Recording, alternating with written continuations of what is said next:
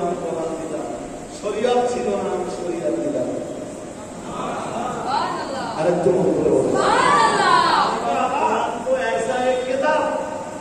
যেটা শুধু আমার নবীর সম্মান বেড়ে যাওয়ার কারণ না, উম্মতেরও সম্মান বেড়ে যাওয়ার কারণ।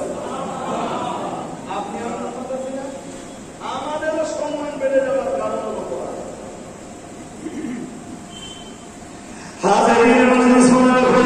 লম্বা করলে অনেক সময় লেগে যাবে। আল্লাহ পাকের কোরআন জানিয়েছে, আমি কত কথাই বলছি, আমার সব কথা রেফারেন্স রয়েছে, সব কথা দলিল রয়েছে। কোরআন আল্লাহ জানিয়েছেন, ওয়া ইন্নাহু লাযিকরুল লাকা ওয়া লিকাওমিকা ওয়া সাওফা তুসআলুন। আল্লাহ পাক রব্বুল আলামিন বললেন, ও আমার নবী শুনুন, আমি আল্লাহ পাক রব্বুল আলামিন বলছি, ওয়া ইন্নাহু লাযিকরুল লাকা। আল্লাহ পাক রব্বুল আলামিন জানিয়েছেন, ও নবী, যবে থেকে আমি আল্লাহ আপনাকে কোরআন দিয়েছি, এই কোরআনের কারণে আপনার সম্মান আরো বেড়েছে। বলে কৌমিক, শুধু আপনার নয়, কিয়ামত পর্যন্ত পৃথিবীতে আপনার যত উম্মত আসবে, কোরআনের কারণেই আমি আল্লাহ পাক রব্বুল আলামিন তাদের সকলের সম্মানকে বাড়িয়ে দিয়েছি।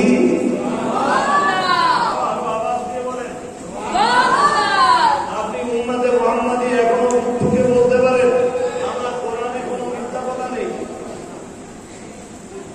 সুবহানাল্লাহ বলতে পারবেন না? আপনি উম্মতে মুহাম্মাদি বিশ্বের দরবারে দাঁড়িয়ে এখনো ঢুকে বলতে পারেন, আমার কোরআনে সন্দেহের কোনো জায়গাও নেই।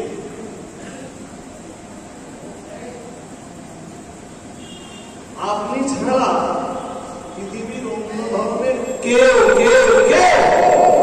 ঢুকে এটা বলতে পারে না যে আমার ধর্মগ্রন্থে যা আছে সব সত্য, আমার ধর্মগ্রন্থে ভুল নেই, আমার ধর্মগ্রন্থে মিথ্যা নেই, আমার ধর্মগ্রন্থে সন্দেহ নেই। মুসলমান ছাড়া পৃথিবীর অন্য কোনো জাতি এই কথা ঢুকে বলতে পারে না। তাহলে নবীর কারণে, নবীর উপরে কোরআন নাযিলের কারণে কিয়ামত পর্যন্ত নবীর যত উম্মত আসবে সবার সম্মান বেড়ে যাবে।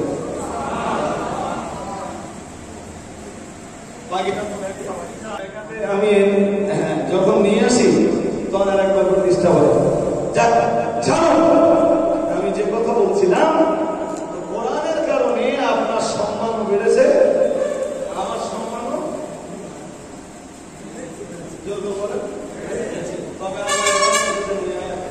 বলেন তবে এটাও জেনে রাখো, কোরআনের কারণে যেহেতু তোমাদের সম্মান বেড়েছে, তাই আল্লাহ নবীকে যেন বললেন, নবী, এই কোরআনের দায়িত্ব আপনি কতটা পালন করেছেন সেটাও আমি বুঝে নেব। আর এই কোরআন যাদের কাছে পৌঁছেছে, কোরআন পৌঁছানোর কারণে তারা কতটা, কোরআন পৌঁছানোর পরে তারা কতটা দায়িত্ব পালন করেছে ওটাও আমি বুঝে নেব। বুঝতে পারেন? যদি না বুঝে থাকে তাহলে আর একটু ভেঙে বলি। আরে বাবা, বিদায় হজ্জের মাঠ, আরাফাতের ময়দান, জাবালে রহমতের নিকটতম কোন জায়গায় দাঁড়িয়ে রাসূল ভাষণ দিচ্ছেন। দিদি সাহাবীদেরকে ডাক দিয়ে বললেন, আল্লাহ, ও সাহাবীরা, আমি কি পৌঁছে দিতে পেরেছি? কে জিজ্ঞেস করছেন? রাসূলুল্লাহ। কাদের জিজ্ঞেস করছেন? সাহাবীদেরকে। কি জিজ্ঞেস করছেন? আল্লাহ প্রদত্ত দায়িত্ব আমি কি তোমাদের মাঝে পৌঁছে দিতে পেরেছি?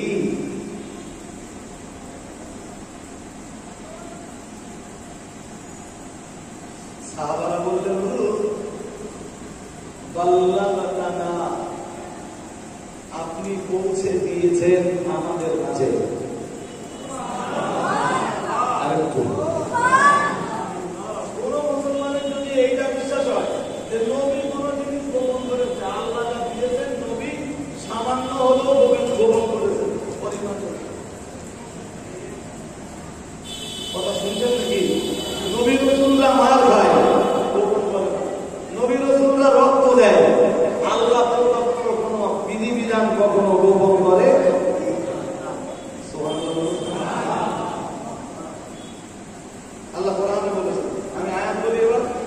ইয়া আইয়ুহার রাসূল বাল্লিগ মা উনজিলা ইলাইকা মিন রাব্বিক, আল্লাহ পাক রব্বুল আলামিন জানিয়েছেন, হে আমার রাসূল বাল্লিগ মা উনজিলা ইলাইকা মিন রাব্বিক, ও আমার নবী আপনি তাবলীগ করুন।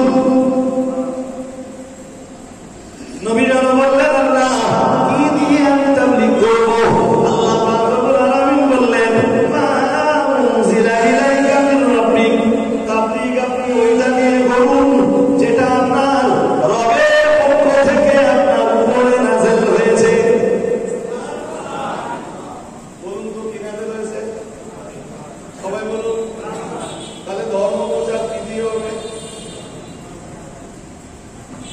এই কথাটা মনে রাখবেন।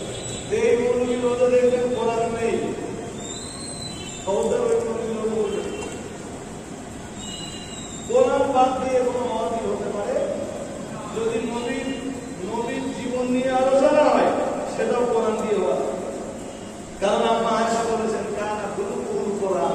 সাহাবারা যদি জিজ্ঞেস করলেন নবীর চরিত্র কেমন ছিল, আম্মা আয়েশা বললেন তোমরা কোরআন পড়ো না, কোরআন পড়ে দেখো সমগ্র কোরআনটাই হলো আমার রাসূলের চরিত্র। এবার বলেন কোরআন বাদ দিয়ে নবীর দিবসের আলোচনা হতে পারে? বাট আমাদের দেশের অধিকাংশ ওয়াজের মধ্যে শুরুতে শুধু কোরআনের একটা আয়াত পড়া হয় আর ওতেই 2 ঘন্টা ওয়াজ হয়, তার ব্যাখ্যা বিশ্লেষণ এক্সপ্লেনেশন কিছুই করা হয় না। অথচ শ্রোতা বসে বসে কিছু গল্প তাই শুনে সুবহানাল্লাহ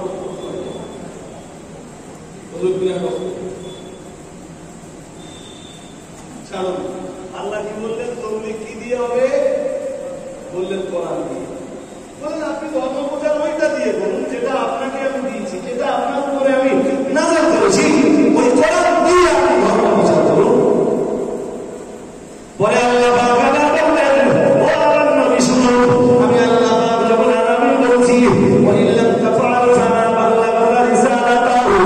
আল্লাহ পাক রব্বুল আলামিন বললেন ও আমার নবী তবে যদি আপনি দায়িত্ব না পালন করেন, আমার দেওয়া বিধিবিধানগুলো যদি মানুষের দ্বারে দ্বারে পৌঁছে না দেন, তাহলে এটাই প্রমাণ হবে ফামা বাল্লাগতা রিসালাতাহু। নবী হিসাবে যে দায়িত্ব আপনাকে দিয়েছিলাম, রাসূল হিসাবে যে দায়িত্ব আপনাকে দিয়েছিলাম, আপনি নবুয়ত আর রিসালাতের সেই মহান দায়িত্ব পালন করেননি। ও আমার নবী শুনুন, আমি আল্লাহ পাক রব্বুল আলামিন বলছি আল্লাহু ইয়াসিমুকা মিনান নাস। আমার এই বিধিবিধানগুলো আমি আল্লাহ পাক নাযিল করা এই ওহীর বিধানগুলি যখনই আপনি মানুষের কাছে পৌঁছে দিতে চাইবেন, মানুষ আপনার দুশমন হয়ে যাবে, মানুষ আপনার শত্রু হয়ে যাবে। না না না না না, দুশমনির ভয়, শত্রুতার ভয় খবরদার যেন আপনি করবেন না। আপনি আপনার দায়িত্ব পালন করুন। আমি আল্লাহ পাক রব্বুল আলামিন বলছি আল্লাহ কুদরতি কবজায়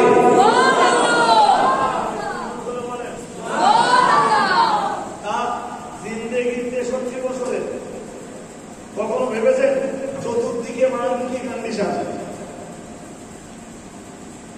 বাকিটা তো ইতিহাস। চতুর্দিকে মারমুখী কন্ডিশন। কেউ তাকে পাগল বলেছে, কেউ বলেছে কবি, কেউ বলেছে জাদুঘর, কেউ বলেছে গণ জ্যোতিষী।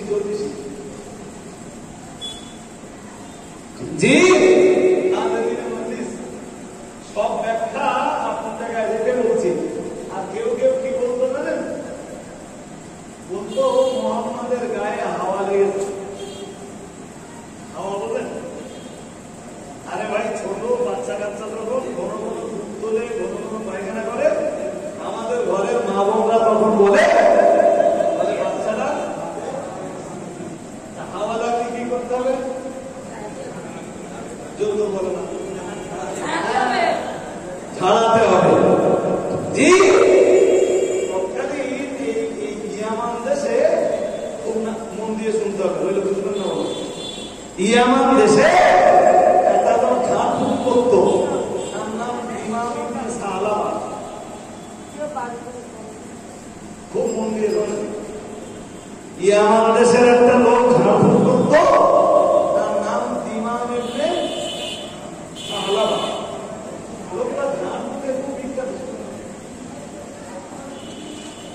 তো রসুলের নামে মক্কাবাসীরাই রটিয়ে দিয়েছে যে মোহাম্মদ সাল্লামের গায়ে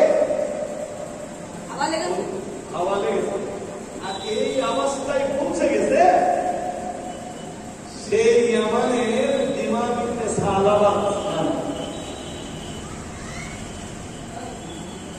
বলে আরবে একটা লোক আছে, লোকটার নাম মোহাম্মদ সাল্লাল্লাহু আলাইহি ওয়াসাল্লাম। নবীর নাম বললে বলতে হবে ভাই সাহেব